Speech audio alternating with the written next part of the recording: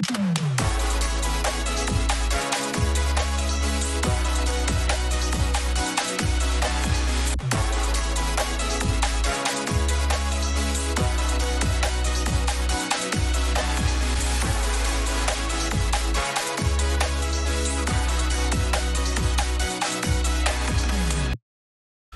bonjour à tous. Nous sommes vendredi 20 juin, et elle est là. Nathalie Dinan, bonjour. Bonjour à tous. Je suis là pour le beau cantage médiatique Voilà. Guadeloupe. Elle co-présente avec moi. Et ils sont tous là. Jacques est là, bonjour. Bonjour, je arrive à l'heure. Oui, à l'heure en plus. Olivier aussi est là, toujours à l'heure. Et Jean-Claude Sotti, juste passé. Mais il est quand même là. Donc on est bien content et on va recevoir Daniel Lianchimin. Sinon, on va recevoir un peu plus tard Gladys Francis, que vous connaissez tous. Madame Gladys Francis, elle est professeure distinguée, chercheure et doyenne au Collège des Arts et des Lettres de Sacramento. Elle est plus Donc il fait du trajet pour être souvent ici. Hein. Ah oui, elle est souvent ici, très souvent ici. Et puis on va recevoir Madame Jacqueline Favorinus, présidente de la Fédération du tourisme de proximité. Voilà, bon, alors la presse, on va en parler tout à l'heure. On parlera aussi de la journée en l'honneur des collaborateurs de Cap Excellence à Pointe-à-Pitre. C'était hier. Charlie Dagonia était sur place. La conférence débat sur les violences sexuelles, c'était hier soir à l'hôtel Arawak. La charte de l'urgence écologique à l'espace régional du Rézé et l'ouverture du séminaire des associations de la CARL avec la caméra de Charlie Dagonia. Sinon, on va commencer par l'actualité. Faut-il... Alors, on commence à l'envers. Hein. Faut-il rejouer le match Guadeloupe, Guadaboy, Panama? Tu as vu le match? Oui. Oui, qu'est-ce que tu en penses? Je crois qu'ils ont été un peu naïfs, surtout en défense. Ce qui a fait que, comme ils ont été assez rapidement submergés, il y a eu des erreurs de défense assez incroyables. De placement. Par contre, après, quand même, dès la fin de la première mi-temps et toute la deuxième mi-temps, on a vu quand même que les Panaméens, il faut quand même le rappeler, étaient finalistes de la dernière édition. Mais la Guadeloupe avait déjà gagné le Panama une fois. Oui, il y a très longtemps. Mais la dernière édition, le Panama était quand même finaliste. Mexique, et donc, on a vu en deuxième mi-temps une équipe qui était prenable. Ouais. Et peut-être par manque par manque d'habitude de jeu, on a senti nettement que c'est une équipe qui n'était pas encore prête. Ouais. Parce que manque de préparation, on sait dans quelles conditions on a des joueurs, alors qu'en face, on avait quand même une équipe qui était plus aguerrie. Qui est bien aguerrie. Mais je pense qu'avec un peu plus de précision en attaque, on aurait pu aller les pousser au retranchement, c'est-à-dire on aurait pu atteindre au moins une égalisation. Alors, dans une telle compétition, c'est pas la deuxième mi-temps qu'on se réveille. Quand on prend le premier but à la 6e minute, je trouve que voilà, il y en a 4, ils sont 4-1. On n'a pas fini la première mi-temps. Non, c'est clair que la défense n'était pas organisée. Si on regarde d'autres matchs, bon, à un autre niveau, j'ai regardé le match hier entre PSG et Botafogo. Quand vous voyez la défense du Botafogo, c'est une leçon de football en termes d'organisation défensive. Ce que nous, à Guadaboy, on ne peut pas avoir parce que l'entraîneur les a 10 jours avant. 10 jours avant, c'est pas en quelques jours. C'est pas suffisant. Des joueurs qui viennent de partout, qui n'ont jamais joué ensemble. Et une défense, c'est une organisation. En attaque, vous pouvez avoir un joueur brillant, même au milieu de terrain, qui organise le jeu. Mais la défense, c'est d'abord une organisation. Et ça, on ne l'avait pas. En plus, bon, on a eu un joueur de Saint-Étienne, Masson. Je crois qu'il était un peu à l'ouest. Parce que, bon... Ça veut dire que c'est le Gold Cup, ce ne sera pas notre Gold Cup. En tout cas, il faut absolument que cet après-midi... c'est contre la Jamaïque, c'est ça? Ça va être compliqué. Ça va être dur. Ah, ça va être dur. La Jamaïque, son groupe aussi. Bien qu'ils ont été battus par le Guatemala, qu'on a déjà battu. Ouais, ils ont plein de pros, les Jamaïcains. Oui, mais ils ont des problèmes. Rashford, c'est un Jamaïcain. Comment? Rashford qui est dans... Ouais, mais il joue pas. Il joue pas avec eux? Non. Bon, heureusement. Bon, ben c'est à suivre. Donc, il faut pas refaire... On refait pas le match. Bon. Ouais. Alors, dernière chose. Gauzier, il faut refaire le match aussi? J'ai envie de vous dire, la saga continue. J'ai du mal quand même à mobiliser à chaque fois un journaliste pour qu'il aille le matin à 7h30, à 10h45 et à 14h30. On ne sait jamais si on va atteindre le quorum, si la minorité sera là, qu'est-ce qu'il va advenir de la fin du premier, du deuxième et du troisième. Quand je vois que les Gauziériens, quand on parle dans la rue un peu, on se promène, ils ont un peu honte de leur situation et de qui dirige cette municipalité. Je sais pas, il faut que les gens prennent conscience, même ceux qui sont là, les adjoints à côté, que les administrés les regardent, la Guadeloupe les regarde, et qu'aujourd'hui, à l'heure des réseaux sociaux, comme dirait l'expression, on n'a pas le droit de jouer comme ça, enfin de se balader, de balader les gens. Mais est-ce que les politiques sont conscients qu'ils sont vus? Ils sont conscients qu'ils sont vus, ils sont sur leur portable à chaque fois, eux-mêmes. Oui, mais ils font exprès alors. Pas du tout, c'est leur petit ego. Voilà, ils ont leur propre stratégie. On est dans une période préélectorale et là, c'est un peu comme dans les courses cyclistes. Le sprint est très long, donc personne ne sort du peloton. Donc on bloque tout. C'est ça la réalité. Si jamais Michel Lottin réussissait, il aurait un petit peu d'avance pour le sprint final. Donc je crois qu'il y a surtout une volonté de blocage général pour que personne ne soit favorisé. Et surtout pas ceux qui considèrent être favoris. C'est pour ça qu'on est dans cette situation-là. C'est complètement déconnecté, je pense, que de la réalité du gosier. Et il y a quelque chose qui me surprend, c'est que à l'intérieur, Michel Lottin, lui aussi, agit en donnant, en promettant toutes sortes d'avantages au personnel, en réglant un certain nombre de situations. On ne sait pas ce que ça va donner plus tard avec le contrôle de l'égalité. Il a un bon dit au cab. Certainement. En tout cas, mais oui, les contractuels, voilà, on règle des problèmes intégrés, de statut pour les agents, on passe à 35 heures, on promet la titularisation. Bon, ce sont quand même des gestes parlants. Le personnel y est très sensible. Forcément, ça aussi, ça a des conséquences. Alors, je me mets à la place des représentants syndicaux et y compris de son éventuellement, si c'est un autre successeur qui voudrait revenir dessus. Oui. D'ailleurs, il faut remarquer qu'ils ne sont pas venus. Il n'y avait pas de quorum pour valider les décisions de Michel Lottin, mais personne n'a dit que c'était pas bon. Parce que personne ne prend le risque d'avoir le personnel à dos avant les élections. Donc, c'est une situation ubuesque. Le problème, c'est que s'il y a des élections dans 6 mois. Dans 6 mois, ça c'est tout près.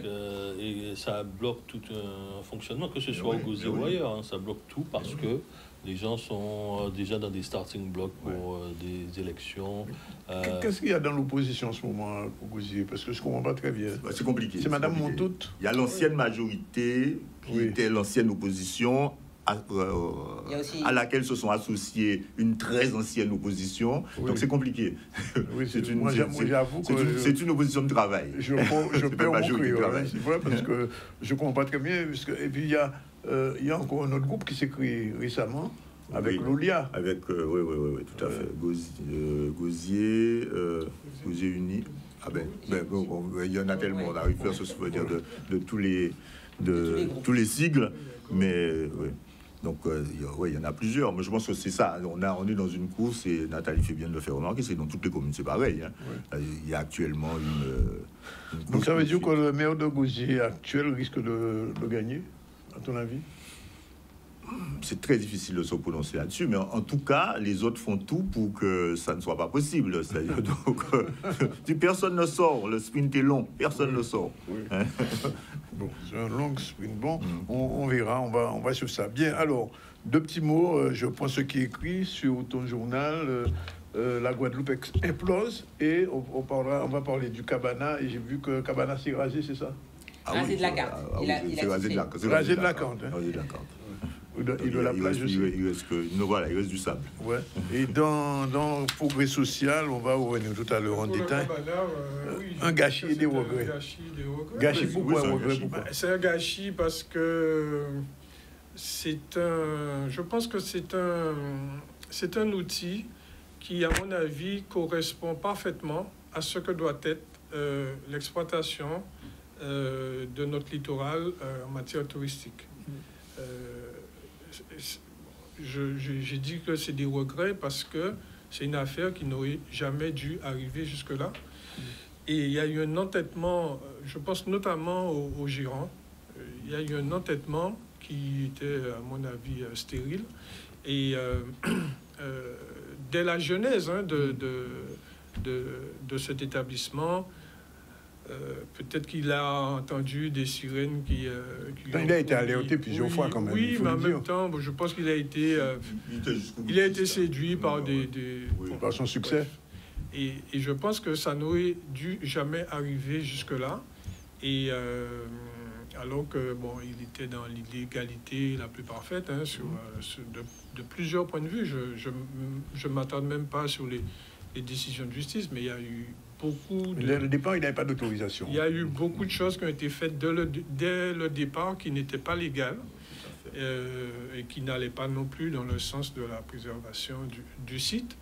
Mais ce que je veux dire, c'est que le type d'établissement qu'il a créé, en plus c'est des jeunes, il employait des jeunes, c'est à mon sens, ce type d'établissement doit être favorisé. Parce que on ne peut pas penser le développement touristique avec du béton, avec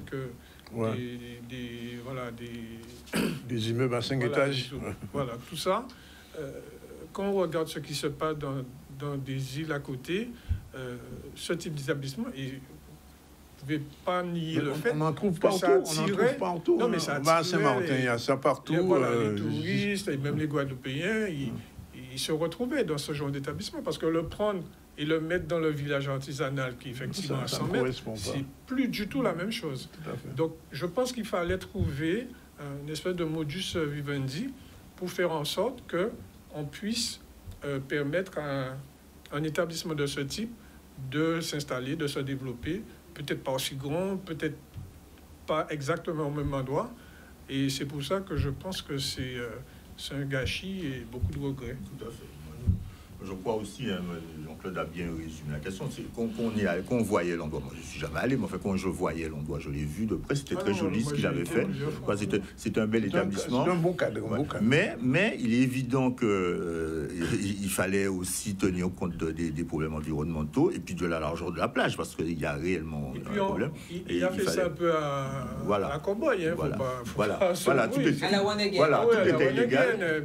Il parle d'un petit truc. Moi, j'ai vu quand c'était au tout début. Oui, c'est devenu très grand. C'était tout petit. Et j'étais retourné 2 ans après, effectivement. Il y avait un étage d'ailleurs. Alors, il aurait pu. La solution de la zone artisanale était une des pistes proposées. Il y en a eu d'autres. Mais effectivement, c'était en retrait par rapport à la plage. Alors, il faut quand même rappeler que toutes les personnes qui disent oui, mais il y a des choses qui se font ailleurs, dans d'autres communes. Il se trouve que pour lui, est un bon exemple où on a à peu près préservé pratiquement tout le littoral, parce que les gens de Port lui-même, je vois... C'est pas Gosier, tu veux dire. Voilà. Oui, c'est pas Sainte-Anne, donc il y a quand même... Et les gens et c'est toujours pareil, vous créez un précédent avec quelqu'un qui se met sur la page, c'est impossible d'empêcher qu'un autre s'installe. Tout le monde viendra. Or, il y a des commerçants qui sont sur le parking, qui sont de l'autre côté. Je pense que quelque part, là, Jean-Claude a tout à fait raison, c'est vraiment une incompréhension et un entêtement du gérant, certainement, qui est un peu sorti du rôle d'entrepreneur aussi, quelque part, qui est devenu une espèce de militant pour faire une démonstration de ce que les jeunes peuvent faire. Or, moi, je trouve ça très gênant parce que c'est pas non plus respecter les autres entrepreneurs guadeloupéens qui font des choses. On voit les jeunes René là qui développent, on voit les autres qui développent. Il y a quand même des gens qui font des choses extraordinaires dans ce pays-là, qui créent de l'emploi, qui sont en règle. Et qui suivent les règles. Et qu'on peut donner comme exemple. Donc on ne peut pas faire comme s'il n'y a personne d'autre et que c'est cet exemple-là qu'il faut prendre. Je crois que là, il y a eu un peu d'entêtement et c'est très dommage, effectivement, parce que c'était joli, c'était bien fait. Donc non ça pouvait être déplacé. Et puis aussi, il faut dire à la population guadeloupéenne, parce que nous, on s'est fait interpeller, Jacques et moi, dans la rue hier, par une dame qui nous dit « Oui, mais la presse, vous n'êtes pas de son côté. » On n'est pas là pour être du côté de l'un ou de l'autre du préfet.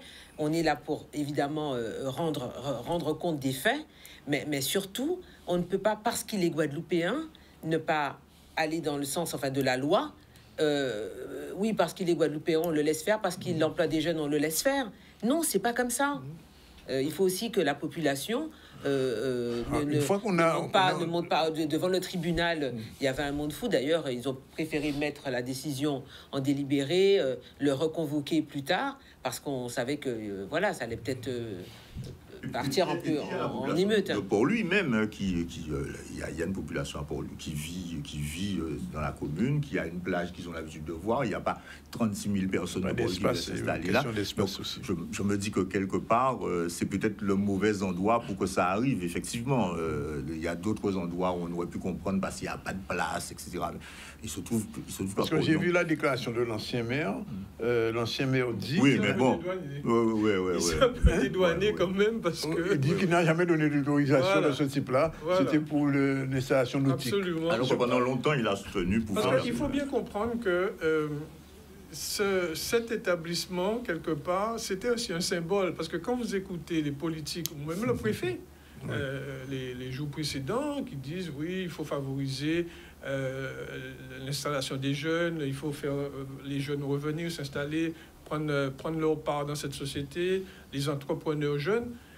Donc, ça entrait dans ce cadre-là. Oui. Donc, quelque part... C'est un modèle, entre guillemets. C'est pour ça que j'ai dit que c'est un gâchis et c'est des regrets.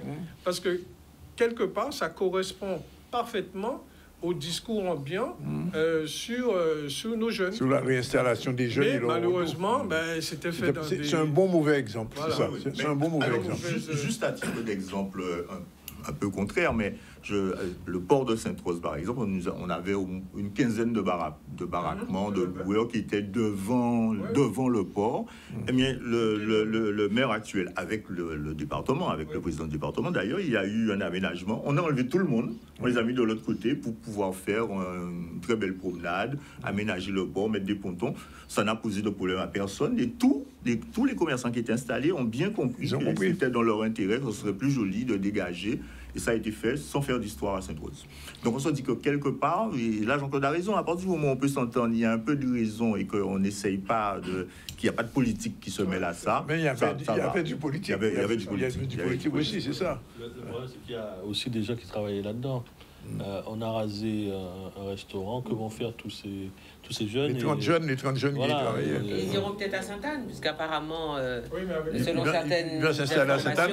Il est déjà en train de construire. Il est en train de construire à Sainte-Anne. Oui, ses moyens ne sont pas infinis, je pense. Non, mais on m'a dit qu'il y avait derrière, il y a de l'argent. Peut-être, mais il a des pénalités au-dessus de 80 000 euros, c'est ça? C'est pas fini, c'est démêlé avec la justice. Donc, c'est pas simple forcément à Sainte-Anne non plus. Il y a un certain nombre de contraintes, il y a des choses. Non, mais je crois que quelque part, c'est une leçon. C'est une leçon aussi pour tout le monde. Il y a des gens qui font des choses à certains moments. Il ne faut pas tout mélanger. Et il est malheureusement tombé sur un maire qui a tenu jusqu'au bout et qui, pour une fois, n'a pas essayé de faire de la politique avec. En fait, il s'est dit, bon, mais écoutez, tant pis si les gens ne sont pas contents, mais je vais jusqu'au bout. Cette sorte de parcelle, c'est du vrai ou du faux? Parce que j'entends que LCDM dit que c'est pas la vraie parcelle, c'était une autre parcelle qui était prévue. Une procédure judiciaire qui est en cours de... Oui. Mais il faut laisser la justice. Oui. Surtout, mais de toute façon, il y a beaucoup de place. Il y a beaucoup de place là pour lui. Fort heureusement, tout n'est pas occupé. On n'est pas dans une zone très occupée. Donc, il y a de la place. Je pense qu'il a... Non, c'est vraiment ce qui est dommage, c'est qu'on n'ait pas pu tout simplement trouver une solution intermédiaire pour permettre à l'exploitation de continuer un peu le temps qu'il se déplace, le temps que les choses se fassent. Mais c'est vraiment parce qu'il y a eu des échanges un peu acerbes, de la politique, de la mobilisation. Moi, j'ai entendu un représentant d'un groupe connu qui est venu sur le terrain dire oui, mais de toute façon, c'est Mélane retiré, ça a fini. On entend des gens dire ça dans une affaire pareille. En général, le maire en place n'entend pas bien ça. Ça ne le met pas de bonne humeur. Ça veut dire que si l'ancien maire était là, Cabana aurait continué? Je pense que s'il y avait du vrai dialogue, il y aurait peut-être eu une solution. Non, ça n'aurait pas pu continuer en l'état. Parce qu'il y a quand même, Jean-Claude l'a précisé tout à l'heure, il y a quand même des éléments. Vous êtes sur la plage, si vous avez un restaurant, donc vous avez un bac à graisse, vous avez des évacuations, il y a des choses qui ne peuvent pas se faire. Donc ça veut dire qu'il aurait fallu trouver une solution intermédiaire, laissant le lieu pour qu'on puisse jamais faire la cuisine ailleurs. Il y avait des choses possibles. Mais quand tout le monde se braque dès le départ, ça ne peut pas marcher. Je pense que c'est surtout une affaire d'homme à un moment donné. Oui. Alors, deuxième sujet, on remonte. Est-ce qu'on va, à votre avis, vers une troisième guerre mondiale entre ce qui se passe en Iran avec Israël, ou est-ce que Israël veut contrôler tout le Moyen-Orient en éliminant l'Iran, en éliminant le Liban, en éliminant le Hamas, etc. La question est posée. De toute façon, il y a un objectif qui est poursuivi, tout le monde l'a bien compris. Vous avez d'un côté un bloc, parce qu'on voit bien que les Émirats arabes ne bougent pas, l'Arabie saoudite non plus. Ils ne soutiennent pas l'Iran. Ce sont des musulmans sunnites qui en veulent un pays qui est chiite, et ils ont des intérêts économiques. Donc, à la limite, ça les arrange s'il y a un nouvel environnement où tout le monde contrôle tout le monde. Sauf que c'est impossible qu'ils s'entendent avec les chiites, déjà pour commencer, même s'ils éliminent l'Iran. Je signale que les Émirats ne sont pas loin éloignés d'Israël. Alors, ce qui est étrange par rapport à la bombe aussi, c'est que le Pakistan et l'Inde qui sont derrière ont tous les deux la bombe atomique. Et je ne suis pas sûr qu'ils ne veuillent pas profiter du chaos eux aussi. Donc, quelque part, s'il y a un chaos comme on avait en Syrie, le pays va être absolument... Ça va être une zone ingérable. On va vers de l'instabilité tout le temps. On voit bien ce qui s'est passé en Libye. Il n'y a plus personne qui commande en Libye, en Tunisie non plus, en Irak non plus, en Afghanistan non plus. Alors, si c'est ça qu'on veut... Alors évidemment, ils peuvent essayer de faire tomber. Alors il y a la dernière fois dans un débat, quelqu'un qui rappelait que quand même, c'est pas la même surface l'Iran. Et qu'à Téhéran, il y a à peu près la même population qu'en Israël, voire un peu plus. Dans tout Israël, il y a la même population à Téhéran. Déjà. Donc on est déjà sur du grand nombre avec des Perses, ce ne sont pas des Arabes, et avec des chiites, ce ne sont pas des sunnites. Donc je ne crois pas qu'on aille... Non, mais c'est l'attitude de Trump aujourd'hui. Il menace le... Non, il veut jouer les... Trump, il a dit avant-hier qu'il va prendre 2 semaines pour réfléchir. Ce qui est beaucoup. Non, mais il a envie de jouer les arbitres quelque part, ou alors de trouver la solution et parce qu'il ne voulait pas la guerre. Lui, il ne veut pas la guerre, c'est ce qu'il a dit. Oui, lui, il est déchiré entre ce qu'on appelle les faucons, c'est-à-dire ceux qui sont partisans... d'aller régler tous les problèmes sur place, et ceux qui forment quand même sa base électorale, à qui il avait promis qu'il n'enverrait plus un seul GI faire la guerre dans des pays lointains. Et ces gens-là, d'ailleurs, il y a déjà pas mal de ces anciens soutiens qui le lâchent parce qu'ils ne voient pas pourquoi ils vont recommencer à aller faire la guerre au Moyen-Orient. Ils savent très bien qu'à chaque fois, ce sont des bourbiers pour les Américains. Donc, à la limite, qu'ils viennent en soutien d'Israël par fourniture d'armement, etc. Au contrôle aérien surtout. Ils pourront l'accepter, mais pas... Mais il y a un militaire israélien qui rappelait que sans la guerre, le gouvernement actuel ne peut pas tenir. C'est seulement parce qu'il y a la guerre qu'il dit jamais il y a la paix, Netanyahou s'est disparu. Donc il faut qu'il fasse la guerre. Mais non, alors, sur cette affaire, il faut bien remarquer quelque chose, c'est que les Israéliens soutiennent Netanyahou sur l'affaire de l'Iran. Au contraire de ce qui se passe en Iran. C'est la menace. Oui, mais on ne sait pas ce que ça vaut. Vous savez, on ne sait pas ce que ça vaut, ces sondages. De toute façon, quand on dit ça... Non, mais dans la population, ça fait des décennies et des décennies que l'Iran, c'est la menace pour Israël. La plus importante. Sauf que, oui, effectivement... Il faut savoir jusqu'à quand ils vont supporter une telle guerre qui n'est pas du même niveau que ceux qui font à Gaza où ils dominent tout. Il y a une réponse du côté Il y a déjà des réponses, il y a des bombardements. La Chine est en train de bouger un petit peu, la Russie aussi. Et c'est pourquoi on dit qu'il y a une possibilité d'une guerre mondiale. Parce que si la Russie se met à bouger sur ça, et la Chine derrière. Surtout la Chine, parce que la Chine, l'Iran, la Chine est le principal client pétrolier de l'Iran. Voilà, j'allais te dire ça. L'Iran est un très gros, je crois que c'est même le plus gros fournisseur de pétrole à la Chine. Donc, oui, la route de la soie passe par là aussi. Ils vont mettre le haut là pour dire, bon, ok, vous faites ça, quelques bombardements, ça dure 2 semaines, ok, mais pas plus loin. Alors, et pas plus loin, c'est pas de bombe nucléaire. Alors, il n'y a pas de bombe nucléaire. Alors, il y a une autre option aussi que les Chinois, que les experts chinois eux-mêmes avancent, c'est que le bourbier, il laisse les Américains qui seront occupés et que tout simplement, ils pourront faire comme pour Hong Kong, s'emparer de Taïwan. Parce qu'il y a aussi ces stratégies-là. Parce qu'eux aussi. Pour la guerre en Ukraine. Ils font ça aussi. C'est vrai que ça les arrange. Ça fait déjà un certain temps, en tout cas depuis que Xi Jinping est au pouvoir, qu'il se prépare vraiment à envahir Taïwan. Et actuellement, depuis l'année dernière, la Chine a une supériorité militaire sur les États-Unis dans la zone, dans la zone Pacifique. dans la mer de Chine, en tout cas. Voilà, en termes d'armement, en termes de soldats. Ils veulent faire ça de manière pacifique, changer le gouvernement, comme ils ont fait à Hong Kong, et puis et après on n'en parle plus. Et une fois qu'ils ont Taïwan, ils maîtrisent toute une technologie qu'ils n'ont pas. Donc c'est surtout ça, les semi-conducteurs, et une fois qu'ils ont ça... Économiquement, c'est intéressant. Les Américains seront cuits parce qu'ils seront occupés ailleurs. C'est quoi les conséquences pour nous, là, dans la Caraïbe et tout? Non, tout va bien. Pour les Guadeloupéens qui nous regardent, ils se disent que oui, on parle de tout ça. Mais quelles sont les conséquences? C'est-à-dire que Trump, il joue un peu les arbitres. Le samplon à 2 € la semaine prochaine si le détroit d'Ormuz est fermé. C'est pas ah, ça c'est clair. Ah oui. 2 €, on paye les 2 € minimum, tu veux dire, minimum. Oui. Là, on sera dans de grosses difficultés. Il suffit de 2 semaines d'ennui dans le détroit d'Ormuz ou le canal, mais tout augmente. Hein. C'est ça. Donc il faut faire le plein ou rouler à l'électrique. Hein. Bien sûr. Voilà. 12h59, mais c'est déjà l'heure de la première pause. On se retrouve tout à l'heure pour parler un petit peu du 19e ou 20e congrès. Donc, 19e. C'est le 19e, c'est pas encore le 20e, non? Non. Ça fait 20 ans, mais c'est le 19e. C'est le 19e. Bon, on parle un peu tout à l'heure du 19e congrès, tout de suite, après la pub.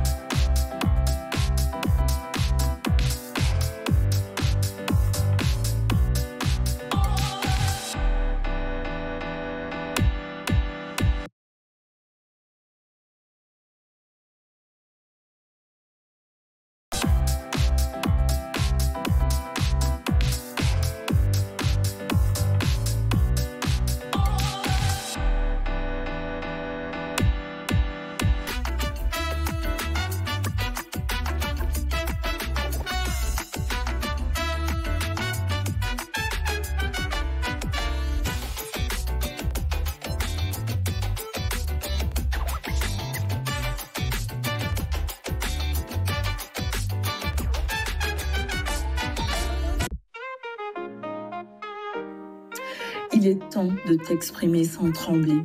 Le brunch Her Power Talks revient pour t'aider à oser ta voix et affirmer ta place. Des ateliers, des rencontres, de l'ancrage et beaucoup de sororité. Oser te dire, oser te montrer, oser rayonner. Rejoins-nous le 22 juin. Active la femme qui est déjà en toi.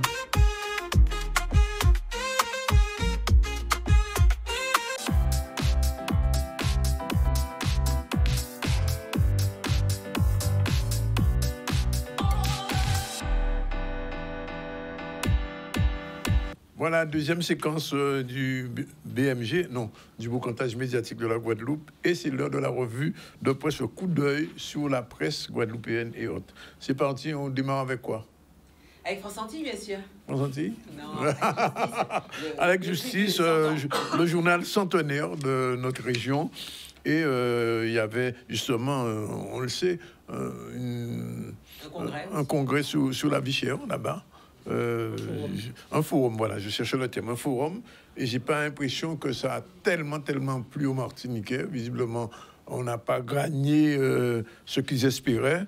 Et ce que je sais par contre, c'est que comment il s'appelle le leader de Yaprac, hein.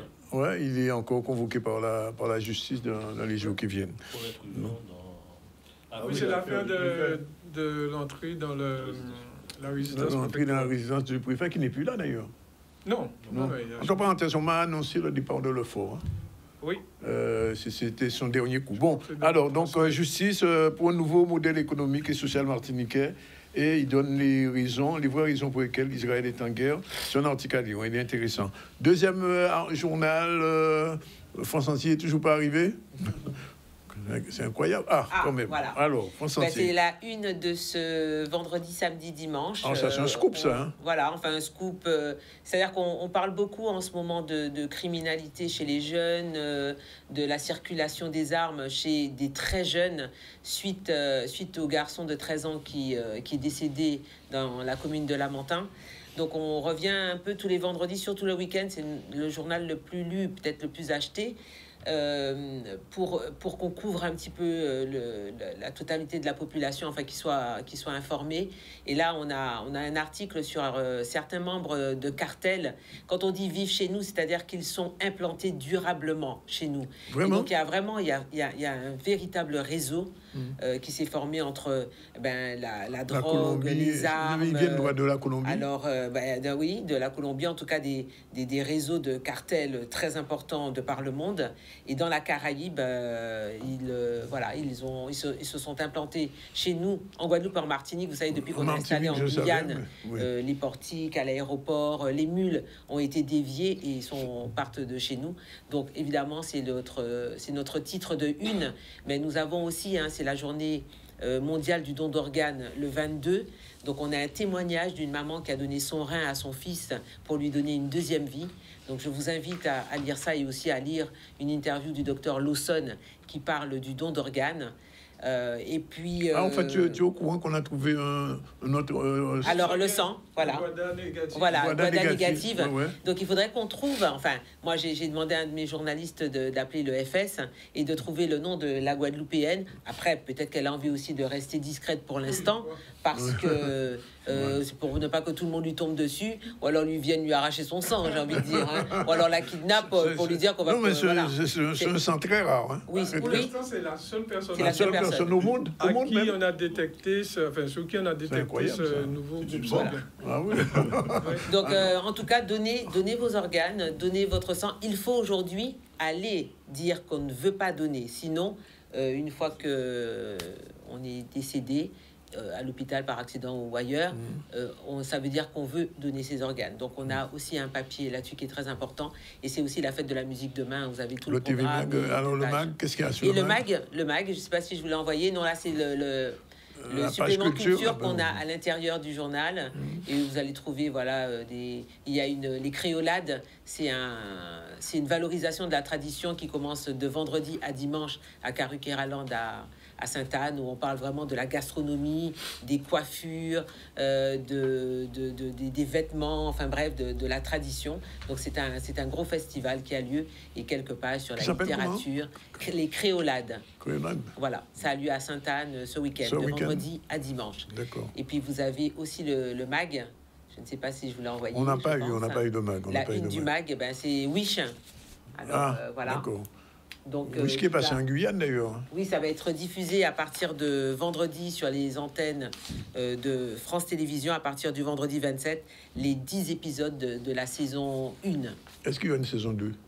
J'espère qu'il y aura une saison 2. J'ai posé la question à Julien, il m'a dit c'est en négociation. C'est en négociation, et puis il faut beaucoup de moyens aussi. Ouais. Et souvent, on fait confiance aux sitcoms de l'extérieur et pas de chez nous. Mais il faut regarder le niveau du cinéma aujourd'hui, du cinéma guadeloupéen, du cinéma caribéen. Avec Zion par exemple, avec Frantz Fanon, avec le film Fanon. Donc là aussi, nous avons des réalisateurs qui ont travaillé ailleurs, qui sont là sur cette série Wish, et il faut leur faire confiance. Et je trouve que justement le fait que ça passe sur les ondes de la première, les gens vont pouvoir le voir les 10 premiers épisodes, et aussi accompagner. Je crois que Zion aussi va bientôt passer à la télévision. Ok, la suite, on avance. Alors, qu'est-ce qui vient après? Après, nouvelle semaine quand même, le progrès social. Alors, le 19e congrès, le chemin vers les collectivités uniques, semé d'embûches. Lesquelles les embûches? Les embûches politiciennes. Oui. Parce que, en réalité, cette espèce de coup de théâtre auquel on a assisté avec le départ anticipé du président de région. Imprévisible ou anticipé? Anticipé par le fait qu'il est parti au début du congrès. Oui. Il avait eu le temps pour dire son discours quand même. Oui, mais en tout cas, il a eu le courage de venir dire qu'il était contre. Oui. Parce qu'il y en a d'autres qui comme on dit chez nous, sont restés cachés. Oui, vous faites des cases. C'est une expression à ne pas utiliser, faire la poule. Pourquoi? Parce que j'avais titré Madame Marie-Luce Panchard au deuxième tour des élections. Oui, mais là, elle a fait la poule et ça ce sont des hommes. Oui, mais ça m'a causé. Ça m'a causé un procès. Donc, en français, on dira c'est la politique de la chaise vide. Oui. Voilà. Et en tout cas, bon, lui, il a eu le courage de venir. J'allais presque dire les yeux dans les yeux, dire qu'il était contre. Mais en tout état de cause, on a bien compris que en dessous de ce départ, c'est une lutte politicienne qui se joue, l'opposition entre Losbar et Chalus, et l'approche aussi des prochaines élections, parce que la question essentielle, c'est de ne pas laisser la mainmise totale du GUSR sur la gouvernance de la Guadeloupe. On a vu les positionnements des uns et des autres, et ils focalisent tous sur cette question-là. Et tu penses que le départ impromptu de Chalus va résoudre ce problème? Non, c'est-à-dire que c'est un biais, une embûche qui est mise sur le chemin vers l'évolution, et en tout cas vers la mainmise totale du GUSR sur la gouvernance de la Guadeloupe. Oui. C'est une façon pour les politiques opposants, enfin en tout cas ceux qui font pas partie du GUSR, de limiter l'emprise du GUSR sur la politique. On y revient tout à l'heure. On salue l'arrivée de Daniel Dumouriez. Dernier journal, dernière une. Je crois que c'est Nouvelle Semaine. Alors, Nouvelle Semaine, c'est la Guadeloupe implose. Alors, SMERG, Congrès des élus, criminalité, Cabana Beach et Oubag Takata. Explication. Oui, c'est dans la même semaine. On a eu quand même beaucoup d'éclosions. Nouvelles, beaucoup d'éclosions. Effectivement, on a parlé du Cabana Beach tout à l'heure, on a parlé du Congrès. L'affaire Takata, effectivement, on voit que le gouvernement prend des décisions assez rapidement depuis qu'il y a un deuxième décès. Les notes ne suffisaient visiblement pas, en fait. Et donc, il y a des décisions qui sont prises, qui sont assez lourdes, parce que quand même, ça fait un moment que les gens roulent avec les voitures. Et on a effectivement, le CMGAG, on en parle parce qu'effectivement, il y a eu la sortie d'Éric Jalton aussi, qui s'en prend au syndicat. Alors, tout ça nous paraissait des fois un peu surfait, parce que on se dit effectivement qu'on est dans une période où il est bon d'afficher des positionnements, mais qui apparaissent souvent un peu électoralistes aussi des fois. Mais en tout cas, c'était une semaine chargée d'explosion et d'implosion en tout genre. Alors, pour revenir un petit peu à ce que disait Nathalie tout à l'heure sur le cartel, je vois qu'il y a un article sur la criminalité, la Guadeloupe est hors contrôle, vraiment. Alors, c'est ce que disent les magistrats, c'est ce que dit le procureur aussi. C'est hors de contrôle.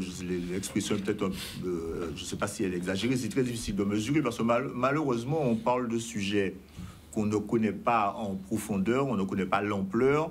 Est-ce que la Guadeloupe est réellement déjà une narco-région? Je ne le crois pas. Mais en tout cas, il y a un certain nombre d'indices. Il y a un certain nombre d'indices. Plus que ça fait très très longtemps qu'on parle de ça. De l'entrée, c'est des problèmes géostratégiques. Oui, les cartels, leur marché de prédilection, le marché nord-américain, il est saturé. Donc ça fait une quinzaine d'années qu'ils ont réorienté leur business vers l'Europe, qui est le marché le plus bankable sur la planète. Donc ils ont commencé par l'Espagne, le Portugal, et maintenant ils pénètrent par le nord de l'Europe, donc les Pays-Bas, la France, la Belgique. Et pour entrer en France, la voie la plus naturelle, c'était de passer par la Guyane, avec les mules, et par les Antilles, par la voie maritime.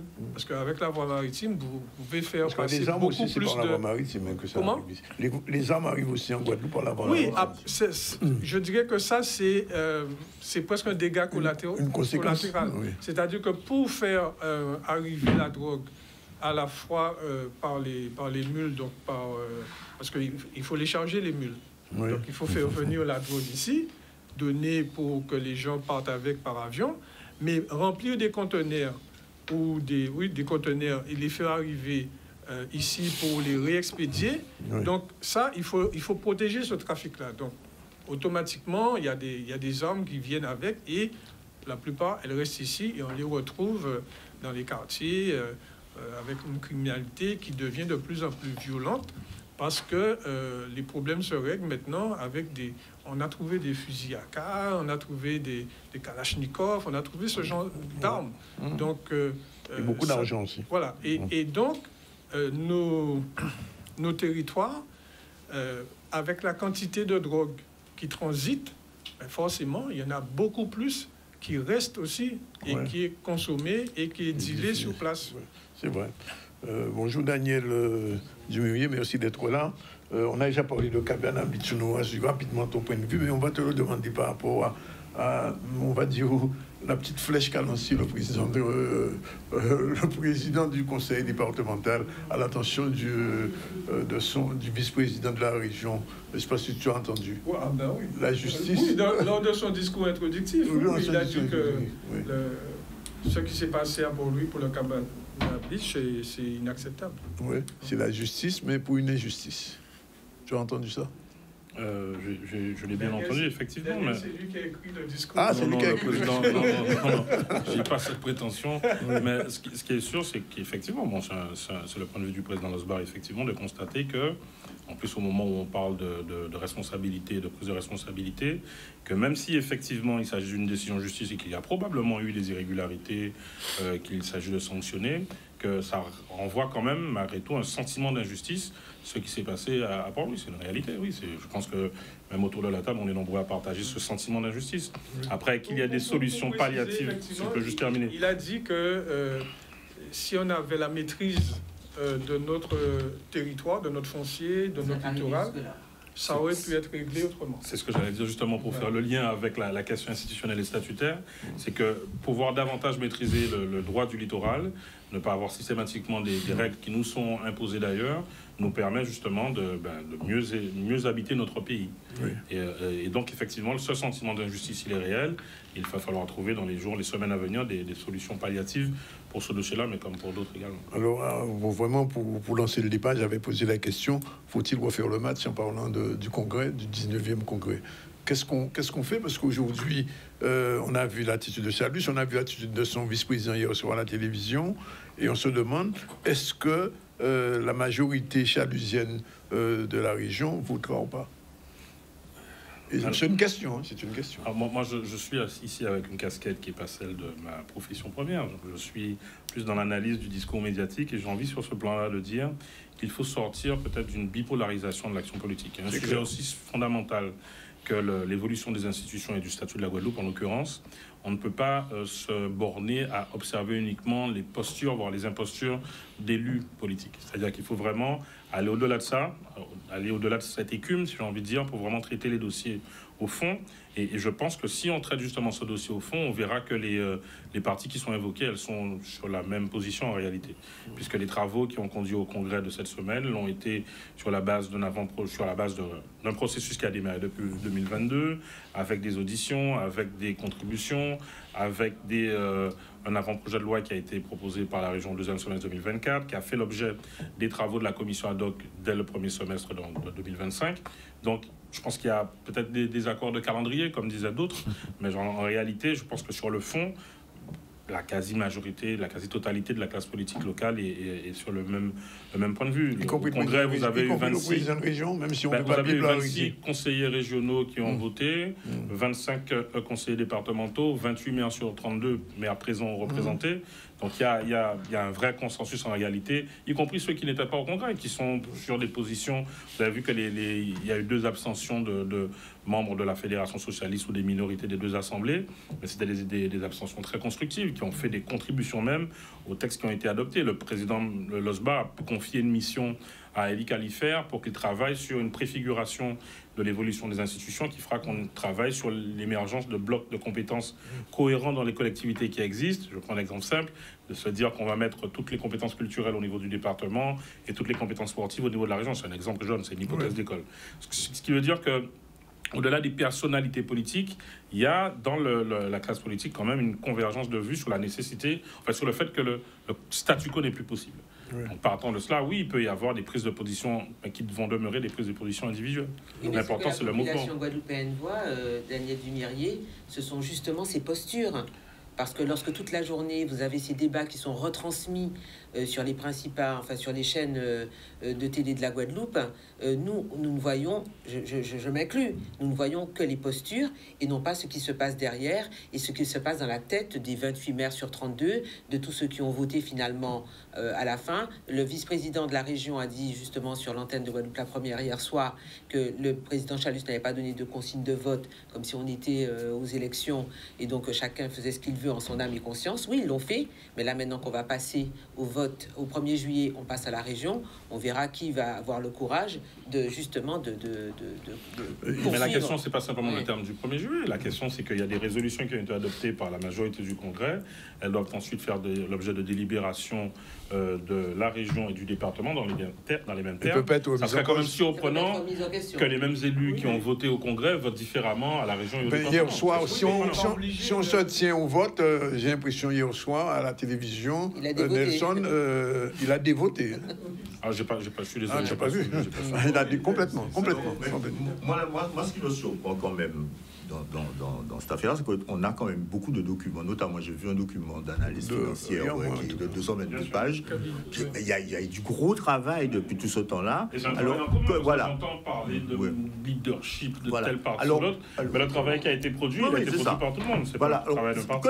Quand les Guadeloupéens qui ne sont pas bien informés disent oui, mais on voit des dissensions. Je veux dire que quand même les élus qui sont en responsabilité, qui participent à ces travaux-là, qui ont les documents, je me dis que ça ne peut être que des positions électoralistes tout à fait circonstanciées, en fait, parce que ils ne peuvent pas dire qu'ils n'ont pas ces documents-là, qui sont pour une fois, ils ont très bien fait. C'est pas pour vous féliciter le département, mais quelque part, le document.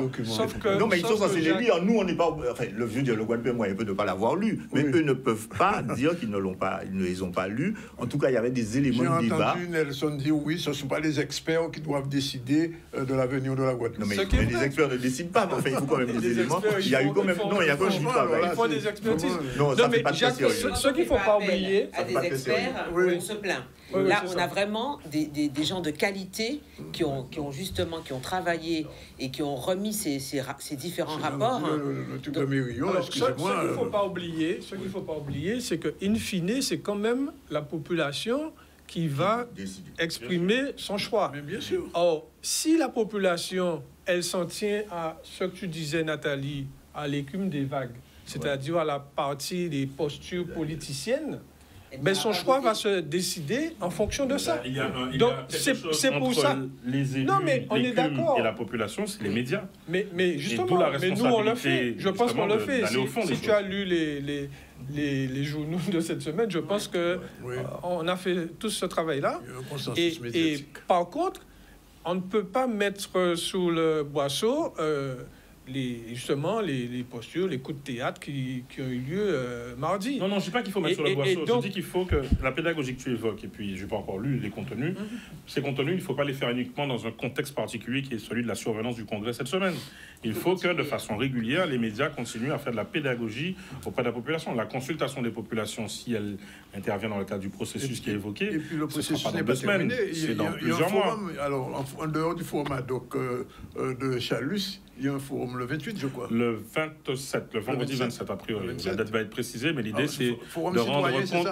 C'est le grand forum citoyen qui ont toujours eu lieu depuis le cadre de ce processus qui a démarré en 2022 et pour lequel il y aura quelque part une restitution de ce qui s'est passé lors du congrès de cette semaine et qui permettra à la population invitée de venir poser des questions, de venir avoir encore davantage de précisions et un échange direct avec les élus et les experts qui sont présents. Dans toute la Guadeloupe, c'est-à-dire qu'on a pensé aussi dans la Marie-Galante, les Saintes des Irades. Est-ce que c'est une seule date ou alors on part en tournée aussi? Mais ça a été fait, cette tournée. Il y a eu plus d'une quinzaine de forums citoyens qui sont tenus. Non, ça c'est vrai, pour recueillir, pour collecter les désiderata, en tout cas les idées, voilà. Mais est-ce qu'aujourd'hui, pour la restitution, on va aussi faire ce tour des communes? C'est ça l'idée. C'est incontournable. Bon, enfin, on attendra. On ne peut pas construire un pays, surtout lorsque la population va être amenée à donner son avis, la population n'a pas le maximum d'informations pour avoir donner un avis éclairé. Globalement, un référendum interviendrait dans combien de temps? C'est difficile de dire. Globalement, la question elle est à la main d'abord du processus. Il y a eu des résolutions prises au Congrès. La prochaine étape, c'est la région et le département qui doivent délibérer dans les mêmes termes, puis transmettre au gouvernement. Le gouvernement, sur cette base, va échanger avec les collectivités et déterminer la date de cette consultation de la population. Et à l'issue de cette consultation de la population, il y aura présentation devant le Parlement de la loi organique qui va poser le cadre de la question que je pose, c'est va-t-on vers un deuxième 2003 en cas de référendum? C'est ça la question fondamentale. Je crois que les gens ici, ils ont quand même cette mémoire-là. Oui, j'espère. De ce qui s'est passé en 2003. Ils ont que cette mémoire-là. En 2003, il y avait un consensus absolu des élus. On en a parlé tout à l'heure. À part deux ou trois. Non, à part 2 ou 3. Ils il y n'étaient avait pas un aussi consensus. informés. Donc, c'est Non, pas mais absolu. Juste avant, les élus qui étaient parce que- les élus Gillot même qui a avaient- été surpris, hein. Oui. On se souvient. On Gillot sait a qu'il y a été changé. surpris. On sait Tous qu'il y a les changé. maires étaient d'accord, tous les conseillers, à part 2 ou 3. Donc, c'est pas absolu. Oui, non, mais je veux dire Non, mais- que c'était vraiment du 95%. Et donc, on a vu ce qui s'est passé. Oui, mais c'est Donc, je crois qu'il ne faut pas oublier, il ne faut pas faire fi de ça.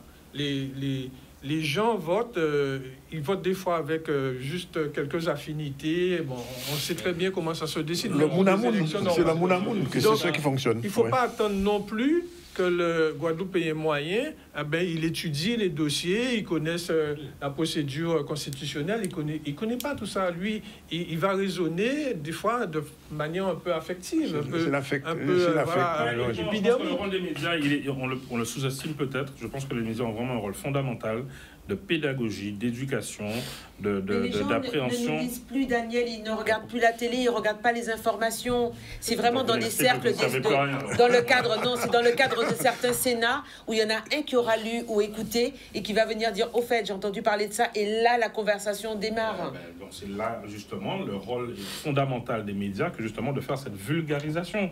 Ça ne signifie pas que ce qui va être l'émission médiatique va permettre de toucher toute la population, mais ça va toucher un certain nombre de leaders d'opinion, on va dire comme ça, qui vont peut-être permettre d'avoir cette démarche pédagogique ailleurs. Et en dehors de ça, les experts universitaires font un formidable travail, on peut le saluer, encore on n'aura jamais fini de le saluer, de vulgarisation. Oui.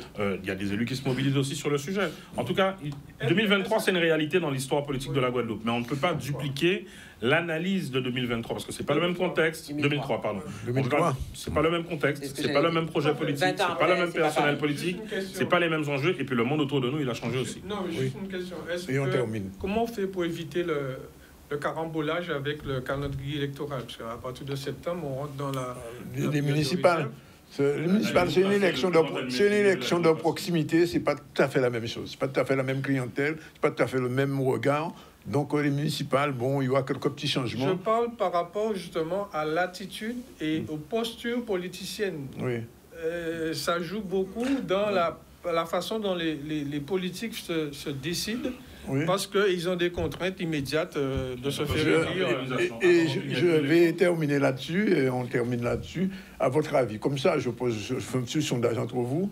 Est-ce que le maire de Port-Louis peut être réélu sur la base de ce qui vient de se passer? Est-ce qu'il est candidat déjà? Oui, il est candidat, visiblement. Mais moi, À ton avis? pour moi, on est à Port-Louis dans un premier temps, et je ne crois que la population de Port-Louis ne s'est pas mobilisée contre plus spécialement cette affaire-là. Je crois qu'il n'y avait pas d'autres personnes sur la plage.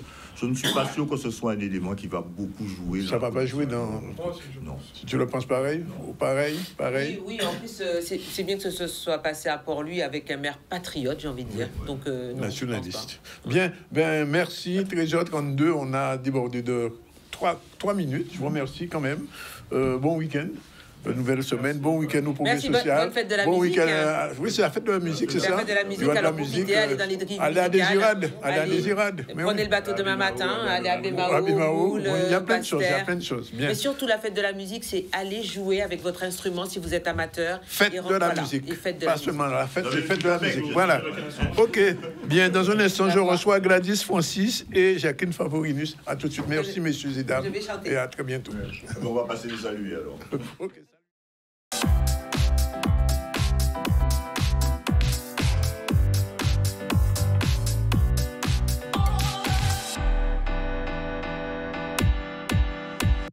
Et 13h39, je voulais dire, on va recevoir Madame Gladys Francis. Bonjour. Bonjour, Daniel. Merci d'être là, comme on dit, welcome. Et on va parler tout à l'heure de cette conférence qui aura lieu lundi, c'est bien ça, lundi 23 au Moule. Et on va en discuter rapidement. On fait un petit tour sur l'actualité, parce qu'il y avait une conférence débat sur les violences sexuelles. La honte doit changer de camp. En tout cas, c'est ce qui a été dit hier soir lors de cette conférence. Vianney Valverde était là avec sa caméra. On regarde le reportage. Alors, il est vrai qu'un avocat de renom comme Maître Camus est difficile d'avoir, de déplacer pour pouvoir venir, en particulier aux Antilles. Mais nous avons une petite histoire particulière avec Maître Camus, puisque c'est notre avocat depuis une dizaine d'années, même un peu plus. Et nous avons tissé amitié. Et lorsque nous lui avons dit, avec Maître Vatana, qui est aussi partie prenante dans cette organisation, s'il pouvait venir nous rendre visite en Guadeloupe pour parler de cette affaire. Il a bien évidemment accepté. La honte a-t-elle changé de camp? C'est une question que on se pose ce soir après l'affaire Pellico, où vous le savez, ce slogan, la honte pour que la honte change de camp, et c'est ce qui a animé Gisèle Pellico pour dans ce geste politique qui a été le sien de renoncer au huis clos pour que le procès de ces violeurs se tienne publiquement. C'est un sujet très sérieux parce que les femmes, jusqu'à aujourd'hui, ont honte quand elles se font violer, quand elles sont agressées, et évitent parfois d'aller porter plainte. Aujourd'hui, avec cette affaire, une femme d'une grande bravoure, on va dire, qui s'est fait violer à nombreuses reprises sous l'influence de médicaments, a décidé de faire en sorte que ce tribunal puisse lever le huis clos et que les violeurs soient vus dans cette affaire. Nous avons identifié 4 marqueurs principaux du procès des viols de Mazan que nous rattachons tous plus ou moins directement à ce phénomène de honte qui, vous le savez, est vécu par une écrasante majorité de victimes de viol. La honte, c'est ce qui freine les dépôts de plainte et c'est ce qui fait également qu'une grande majorité jusqu'à présent de victimes ont fait le choix que le procès de leurs violeurs se tienne à huis clos, enfermés dans une salle d'audience avec leurs agresseurs. Le deuxième marqueur est celui de la soumission chimique, qui est plus particulièrement en fait du cadre intrafamilial dans lequel elle a été révélée, et ce qui constituait un angle mort jusqu'à présent en fait de l'arsenal répressif et de prévention mis en place par les pouvoirs publics sur ce phénomène que pourtant on connaît depuis longtemps, mais au travers essentiellement des milieux festifs. Le troisième axe est celui du consentement, le consentement contourné, le consentement absent, et la clarification de ce qu'il est et doit être en matière sexuelle par la Cour criminelle du Vaucluse dans le cadre de ce procès. Enfin, le dernier axe, le dernier marqueur fort de ce procès des viols de Mazan, ce sont tous les stéréotypes de genre, tous les clichés que l'on a vu érigés en système de défense et qui participent de ce que l'on appelle la culture du viol, c'est-à-dire tout ce qui vise a pour objet ou pour effet de légitimer, d'excuser et dans tous les cas de perpétuer le fléau qui est encore le viol au XXIe siècle. Reportage Vianney Valverde. Alors, rebonjour Gladys. Alors, cette conférence, c'est lundi, mais avant quand même un petit mot sur les États-Unis, puisque tu y reviens. Quel est le climat en ce moment? Un climat chaotique, un climat où les plus valeureux tentent de dire non et de le dire ouvertement et de le faire voir, comme on voit en ce moment à Los Angeles. Et puis il y en a d'autres qui travaillent en coulisses, parce que peut-être que c'est ça qu'il nous faut faire, hein, travailler sans être forcément devant les écrans, sans être dans la rue, et voir comment pallier avec des lois, avec de nouvelles réglementations, voir comment faire changer en fait tout un tas de lois qui sont en train de passer pour finalement nous enfermer, nous rendre moins privilégiés dans un espace qui n'est déjà pas pour nous. Donc oui, c'est un moment difficile où il faut vraiment réfléchir à... Est-ce qu'on reste silencieux? Est-ce qu'on peut? Il y a beaucoup de personnes qui ont peur, même des administrateurs, hein, dans les universités comme dans mon cas, où on se demande, on tourne la langue 10 fois dans la bouche avant de parler. Donc beaucoup de peur également, beaucoup de peur parce qu'on a vu, c'est un climat où on ne peut pas dire non, parce qu'il y a toujours des répercussions. Juste un dernier mot là-dessus. Est-ce que les démocrates commencent à se réveiller? Oui, il y a du travail de fait. Je crois que ce qu'on ne voit... Le gouverneur de Californie commence à monter au créneau. Oui, et les États, je ne sais pas si la population de la Guadeloupe le réalise, mais en fait, les États qui sont touchés, comme la Californie, ce sont les États les plus perçus comme étant plus libéraux, plus démocrates. Donc New York, la Californie, même l'Illinois, ce sont des lieux qui sont perçus comme étant plus démocratiques et qui sont donc visés avec une force, une poigne de cette administration de la Maison-Blanche.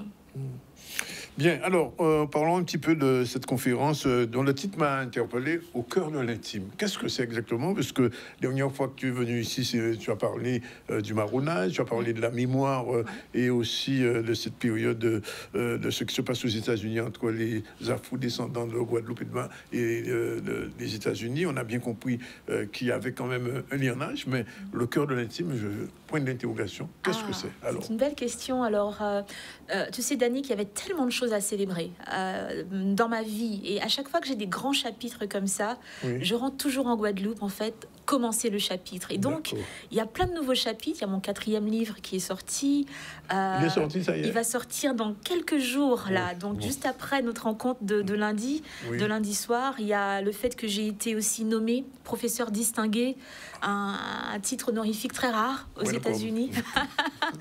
Et donc, je voulais vraiment aussi le célébrer ici. Et puis voilà, je quitte Washington DC, je quitte Howard University pour aller en Californie pour entamer mon nouveau rôle de doyenne. Ça a été compliqué psychologiquement, je veux dire, de quitter un endroit, j'ai envie de dire, que tu as vu, comment dire, universitairement parlant.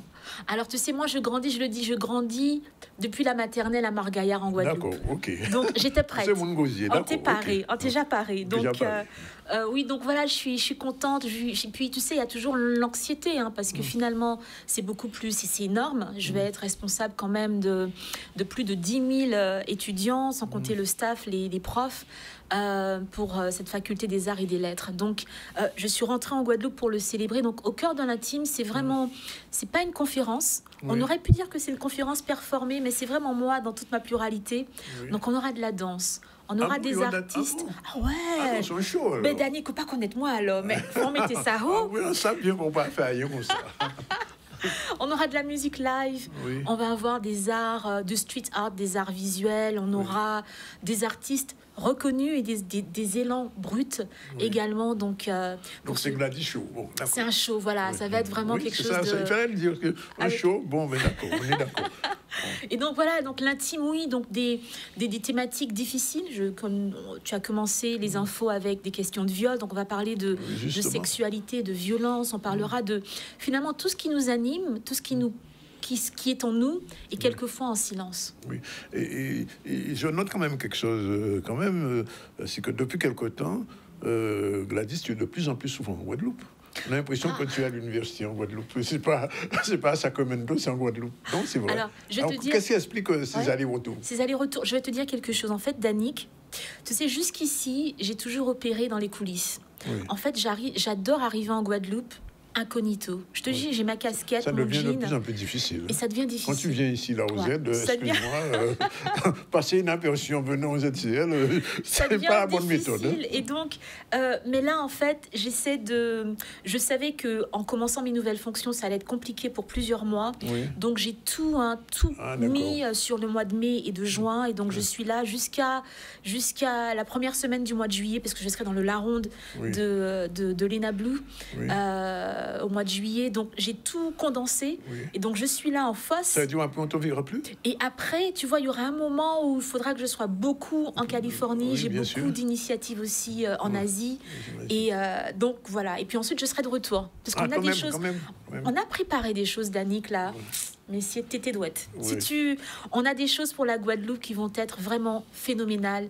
On va rentrer avec des gens, des artistes. On va aussi faire venir, Danick, je t'attends, hein, en Pavoué à Washington DC, alors aussi en Pavoué en Californie, en Kevin. Laisse Los Angeles calmer, en Kevin. Nous loin, on est à Sacramento. C'est loin quand même, c'est loin. Pas femme, c'est Sacramento. Non, mais c'est important de le savoir un petit peu. L'amour de ton pays, parce qu'en fait, des gens qui ont disparu, il n'y a pas d'argent ou vin. Et en cas de Jean-Bitani, des gens qui en connaissent, des gens là, ils sont sortis Guadeloupe, ils sont français. Là, ils sont Guadeloupe, ils sont guadeloupéens. Et on toujours qu'à dire, c'est mon Guadeloupe, et là, pas Guadeloupe, en guadeloupéenne, toujours. Non, mais c'est important. Alors, 2 petits mots sur le prochain bouquin qui va sortir, quand même, en avant-première. Qu'est-ce que ça va être? Ah là là, tu sais, c'est un bébé, ça. Celui-là, il est beau. C'est la première anthologie qui va sortir sur la Martiniquaise, directrice de films activiste, elle est aussi professeure des universités, le docteur Fabienne Canor, que tu dois peut-être connaître. Oui, bien sûr. Et donc, c'est la première anthologie mais vraiment, elle est magnifique, hein, cette anthologie, un volume fabuleux avec beaucoup de chercheurs de renom qui se sont donnés à la tâche de vraiment décortiquer l'œuvre de Fabienne Canor, qu'il s'agisse de sa littérature, de ses œuvres radiophoniques, cinématographiques et sa littérature. On a l'occasion de la voir ici un jour. Alors, à ta grande... Enfin, tu vois, tu me poses... Où sentis ça? Elle arrive exceptionnellement, elle est en tournage à Paris. Oui. Et elle arrive exceptionnellement le 24. Et le 25, on sera au Memorial Act pour faire l'ouverture du livre, en fait. Bon, tout va bien. Tout va très bien. Tout va très bien. Non, mais on est content de te voir. Les Guadeloupéens se rendent compte qu'on a une personnalité de qualité, il faut le dire. Ça me touche beaucoup, qui représente. Alors, est-ce que tu es devenue une ambassadrice sur la Guadeloupe? Oh là là, ce sera aux gens de me dire si ils me perçoivent de cette manière-là. Oui. Je fais de mon mieux pour bien la représenter où que je sois et j'espère être à la hauteur. Et tout le temps, je me demande qu'est-ce que je peux faire de mieux. Alors, je te remercie d'être venue parce que je sais que tu avais un Zoom tout à l'heure avec une personnalité de haut niveau aussi, en partie toute bitin d'eau. Donc je te libère, il est 13h50. Merci Danick, c'est un bonheur d'être là. Et à très vite. À très vite. À très vite. Voilà, deuxième sujet tout de suite, journée en l'honneur des collaborateurs de Cap Excellence à Pointe-à-Pitre. Reportage de Charlie Dagonia, c'est parti. Nous sommes ici sur un village, ça va être d'améliorer tout simplement ces conditions de travail de nos agents, de nos collaborateurs, en vue d'améliorer la performance des services publics. De toute façon, c'est toujours dans cet esprit que nous travaillons, améliorer la performance des services publics. Aujourd'hui, dans le cadre du village concernant la qualité de vie au travail, Émergence Secourise a un atelier où on sensibilise les salariés à la détente et à la thématique sensibilisation au handicap, mais également à la thématique des risques psychosociaux. Cette action s'adresse aux agents de la communauté d'agglomération Cap Excellence, bien sûr, mais aussi les agents des villes membres, Pointe-à-Pitre, Abim et Bémao. Et nous organisons cet événement dans le cadre du schéma de mutualisation qui nous permet de mettre en place cette politique de qualité de vie au travail de façon harmonisée dans les 4 collectivités. Sur les 3 thématiques que je viens de citer, la plupart des salariés veulent tester le masque qui permet une grande détente en quelques minutes. Il y a d'autres participants, mais la thématique qui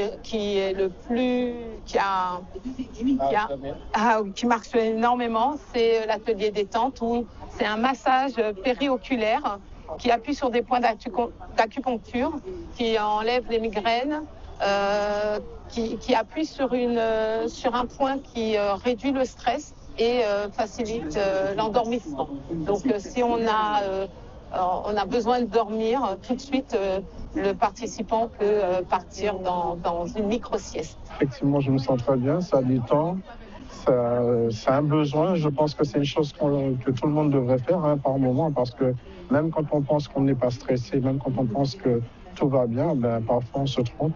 Parce que ça dépend aussi du mode de vie, ça dépend aussi de ce qu'on fait, ça dépend aussi du travail qu'on fait, ce que ça demande. Mais moi, je pense que peu importe le travail que nous faisons, nous avons tous besoin de ce moment de détente. Donc franchement, après cet essai avec ce masque qui justement a pour but de nous détendre à travers certaines méthodes de vibration, avec une petite musique à l'arrière-plan, qui nous ensommeille presque. Donc on a envie de dire que c'est formidable, c'est quelque chose à essayer, c'est quelque chose à faire. Voilà, il est exactement 13h53. Nos derniers invités sont là. Ils arrivent quand même. Jacqueline Favorinus, bonjour. Favorinus, oui, Favorinus, bonjour. Oui. Merci d'être là. Et monsieur Merci de nous Routin, recevoir. Monsieur Routin, bien sûr. Alors, bien sûr, on est à la veille de la Saint-Jean. Bien entendu. Alors, qu'est-ce qui va se passer? Explication. Le marché de la Saint-Jean. Le marché de la Saint-Jean, c'est un jour spécial. Oui.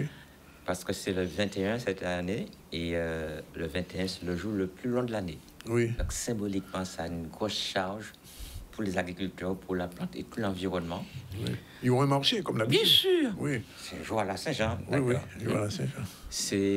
Donc, ce marché, c'est toujours traditionnel. C'est des la production agricole. Oui. Cette année, beaucoup d'agrotransformation. La production, comme c'est le jour de plantation des arbres fruitiers, tout ça et des plantes. Oui. Donc, il y aura des pépiniéristes. Hein. Il y a des ceux-là qui sont depuis 22 ans. Ça a 22 ans cette année, il faut le rappeler. Oui. Et beaucoup d'animation, mais l'animation autour de tout ce qui est donc économie circulaire, recycler pour faire du compost, du fumier pour alimenter les plantes. Spécialiste du compost. D'accord. Un compost, oui. Recycler pour faire l'alimentation des animaux. Oui. Recycler pour faire aussi tout ce qui permet de ce qu'on appelle des biofertilisants, hein, qui donnent la santé aux plantes. Parce qu'une plante, c'est pas seulement manger, mais il faut qu'elle donne son traitement, qu'elle soit donc, qu'elle ait tout ce qu'il lui faut, des vitamines qu'il faut pour être vigoureuse et vigoureuse. Et bien sûr, ça joue sur la qualité des plantes, la qualité des aliments. Et comme ça, nous, on produit des aliments qui sont sans effet secondaire. Alors, Jacqueline, comment ça va se passer? Eh bien, la ville est toujours à côté des agriculteurs de Bémao. Oui. Donc, nous serons présents sur cette manifestation de différentes manières. D'abord, la ville a organisé, et j'ai eu l'occasion de le dire ici même, le concours de jardin créole sur Bémao. Et donc, nous profitons de cette instance pour remettre les cadeaux aux candidats aux gagnants de ce concours, qui nous a permis d'ailleurs de voir de très belles choses sur Bémao. Ensuite, puisque aujourd'hui notre préoccupation est alimentaire, il y aura des ateliers sur l'autoconsommation. Sur ça, il y aura une conférence aussi parce que on se pose la question alimentation et santé mentale. Est-ce qu'il y a un lien, puisqu'on n'a pas l'impression que... Les gens comprennent ça? Oui, mais on ne voyait pas, mais on a l'impression que c'est quand même un problème qui est très récurrent aujourd'hui. Donc, il y aura une conférence sur cette thématique. Et bien sûr, des animations du pays, Goka, à chaque... c'est incontournable, ça. Différentes animations, voilà. Donc, c'est comme une manifestation qui prend fin à 15h. Donc, ce sera... Commencer à 7h quand même. À 7h du matin, grand bonheur. Oui, c'est pour donc, ça. si on veut faire un petit coup de marché pour venir panier, on va faire un grand bonheur. Oui, voilà. Oui, tout à fait. Parce que ça veut dire qu'il y a un paquet de monde. Voilà. Donc, voilà, nous sommes toujours aux côtés de nos agriculteurs. Alors, il faut leur dire que c'est à Bellecour quand même. Oui, le lieu n'a pas changé, Bellecour. Le lieu n'a pas changé. Voilà, on garde cet espace qui est très central et facile d'accès aussi. Donc, je pose la question à M. Routin. Est-ce que l'agro-transformation se développe? Il y a longtemps qu'on ne s'était pas vu, peut-être 2 ans déjà ou 3 ans. Est-ce que depuis, on sent qu'il y a une montée en gamme? Dans l'agro-transformation, c'est toujours bien porté en Guadeloupe. L'agro-transformation, c'est les femmes qui ont fait et beaucoup de à pain, cristallisé, chadette, pommes cire, d'accord, grillé pistache, sika coco gagé, sika zamande. Donc ça c'est toujours bien porté. C'est déjà là. D'accord, on n'a rien inventé. Par contre, il y a une mouvance des jeunes et des moins jeunes qui ont décidé de passer du stade familial de la cuisine de maman à un stade semi-artisanal, voire artisanal. C'est ça en fait. Et c'est maintenant aux instances. Parce que j'ai vu beaucoup de nouveaux produits quand même. J'ai vu des nouvelles choses. Non, mais même là, c'est vrai que nous, tous les jours, on découvre. Tous les jours, on découvre. C'est incroyable. D'accord. Donc, il y a une production incroyable ici. Eh bien, lorsqu'il y a l'action Joie Tradition, c'est vraiment le lieu où on découvre toutes les possibilités, l'implication des jeunes dans ce domaine, aussi bien au niveau du bien-être que de l'alimentation. Et je faisais une plaisanterie la dernière fois. Je me disais, bientôt nous pouvons faire, il y a qu'à traîner, puisque j'avais l'impression que tout se transforme. Tout. Je vois tout ce qu'ils font avec le fouille à pain maintenant. Oui. Parce qu'avant, le fouille à pain, c'était juste un petit bitin comme ça, pour cochon au départ. Bon, aujourd'hui, c'est devenu un produit de luxe pratiquement. Oui. Mais c'est aussi un produit qu'on trouve facilement et qui est accessible à tous. Oui, M. Babel vient de sortir un dernier ouvrage encore sur l'utilisation du fouille à pain, ce qu'on peut faire avec le fouille à pain. Donc on va peut-être y arriver, on y arrivera. Il y a une filière qui est en train de se mettre en place. On est dedans. Au niveau de l'agriculture à Bémao, ça va? Oui, au niveau de l'agriculture, ça va. Bon, on a des saisons fait avec. Donc il faut que nous, on s'adapte. Et puis, toujours pour faire... Je veux revenir sur un point, la santé mentale et l'alimentation. Bien qu'en diminuant le sucre dans l'aliment, ça diminue la violence. C'est fondamental. Oui. Ça, c'est fondamental. La deuxième chose, donc, pour la transformation, c'est vrai que beaucoup de... On a des personnes qui quittent, qui sont salariés, qui font un changement professionnel, une réadaptation pour rentrer dans la transformation. On a beaucoup de candidats comme ça et on pense que c'est l'avenir pour l'agriculture en général. Absolument. Et l'avenir pour le maintien de notre culture. Bon, écoutez, il est 14h malheureusement pour nous bout. Oui, un dernier rappel quand même. Pour rappeler à tout le monde que demain, à partir de 7h, nous avons rendez-vous à Bellecour, le marché de la Saint-Jean de Bémao. Joue à la Saint-Jean, c'est pas le marché. Joue à la Saint-Jean. C'est joue à la Saint-Jean. Oui, joue à la Saint-Jean. D'accord, voilà. La bonne expression. Bon marché. Et puis, avec tout ce qu'il y a autour. Et je sais qu'il y a beaucoup de Guadeloupéens qui attendent ça aussi. Ça fait comme jouer à tradition. C'est un petit joueur à tradition, plus petit. Et pas seulement mais de qualité. Voilà. De qualité. En tout cas, merci d'être venu. Et tout à l'heure, je suis tout content de vous recevoir. Je rappelle que depuis le début, à 12h, on a reçu Jacques Dancal, rédacteur en chef de Nouvelle Semaine, Olivier, l'ancien journaliste de Guadeloupe Première, Daniel Dumouillet, chargé de quoi Université des Antilles et des médias, Jean-Claude Roth du Progrès Social et Nathalie Dinan de France Antilles. Avec eux, tous les vendredis, on fait le beau cantage médiatique. Et puis, on vient de finir en beauté avec Gladys Francis, le professeur distingué, chercheur et doyenne de l'université de Sacramento à l'université, et Madame Favorinus et Monsieur Rotin pour la manifestation qui se tient demain. En tout cas, merci d'être venu. Bonne manifestation. Et puis à bientôt. On respire. On joue encore sur un petit point plus temps. Parce qu'on a une location à poser. Comme ça. Pas de problème. Bon, pas de problème. Voilà. C'est fini pour aujourd'hui. C'est Samuel qui était à la réalisation. Et on se retrouve lundi pour notre série du ZCL. Ciao, bye bye. Bon week-end sur la route. Pas de la goutte. D'accord.